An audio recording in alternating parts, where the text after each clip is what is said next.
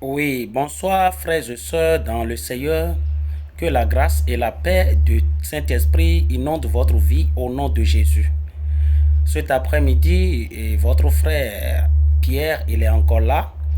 Et pour continuer dans les thématiques, l'œuvre de la croix. Aujourd'hui, notre sujet, c'est l'évangile. Puis nous allons lire un verset ou deux versets dans le livre de Romains 1, versets 16 à 17, qui est écrit ainsi: Car je n'ai point honte de l'évangile. C'est une puissance de Dieu pour le salut de quiconque croit. Paul dit ici qu'il n'a point honte de l'évangile. Il n'a point honte de l'évangile. Que l'évangile est la puissance de Dieu pour le salut de quiconque croit. L'évangile est la puissance de Dieu pour le salut de quiconque croit. Puis il continue, il dit, du juif premièrement, puis du grec. Amen. C'est un passage que nous utilisons beaucoup et l'Esprit me dit d'essayer d'expliquer un peu cet après-midi. Je n'ai point honte de l'évangile. L'évangile est la puissance de Dieu pour le salut de quiconque croit. Beaucoup de personnes disent évangile, évangile, mais ce qui est marrant, ils ne connaissent pas l'évangile. Pourquoi? Parce que lorsqu'on dit l'évangile, c'est une puissance au fait. L'évangile est une puissance qui peut délivrer, qui peut, qui peut, c'est pas qui peut, c'est une puissance qui délivre, c'est une puissance qui dégage d'un point A à un point B. Pourquoi? Parce que il est la puissance même de Dieu. L'évangile est même la puissance de Dieu. Et maintenant, c'est quoi cet évangile? L'évangile se rapporte à la mort de Jésus. L'évangile se rapporte à la mort de Jésus. L'œuvre que Jésus a accomplie sur la croix. Par exemple, aujourd'hui, beaucoup se disent qu'ils sont évangéliques. Ils sont évangéliques. Mais demande-les, qu'est-ce que l'évangile? Malheureusement, ils ne peuvent pas te le dire. Ils ne peuvent pas te le dire. Pourquoi? Quand tu dis c'est quoi l'évangile, ils te diront que nous devons aller à l'église. Tu leur dis c'est quoi l'évangile, ils te disent que nous devons aller prier. Tu leur dis que c'est quoi l'évangile, ils disent que nous devons aller au camp de prière. C'est faux, ça c'est pas l'évangile. L'évangile, c'est l'œuvre que Jésus a accomplie pour le salut de l'humanité.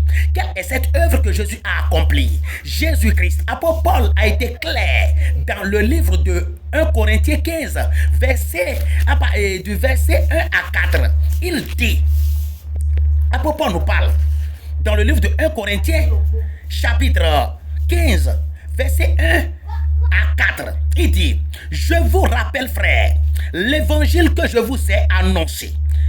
Vous voyez, que je vous ai annoncé, que vous avez reçu, par lequel vous avez persévéré. Le verset 2 dit, et par lequel vous êtes sauvés. C'est par l'évangile qu'on est sauvé. Si vous le retenez tel que je vous l'ai annoncé, autrement vous aurez cru en vain. Vous voyez, Paul dit qu'il nous rappelle l'évangile. L'évangile qu'on a annoncé, que les apôtres ont annoncé, c'est par cet évangile que nous sommes sauvés.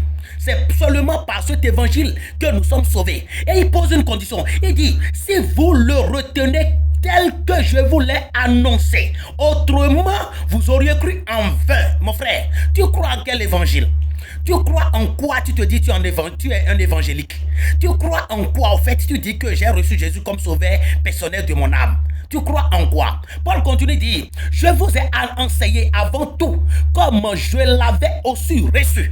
Donc ce que Paul nous enseigne, ce que les apôtres nous enseignent, c'est ce qu'ils ont reçu. Ce n'est pas ce qu'ils ont constitué eux-mêmes. Ce n'est pas ce qu'ils ont institué eux-mêmes. Ce n'est pas ce qu'ils ont pensé eux-mêmes. Mais c'est ce qu'ils ont reçu par le grand maître Jésus-Christ.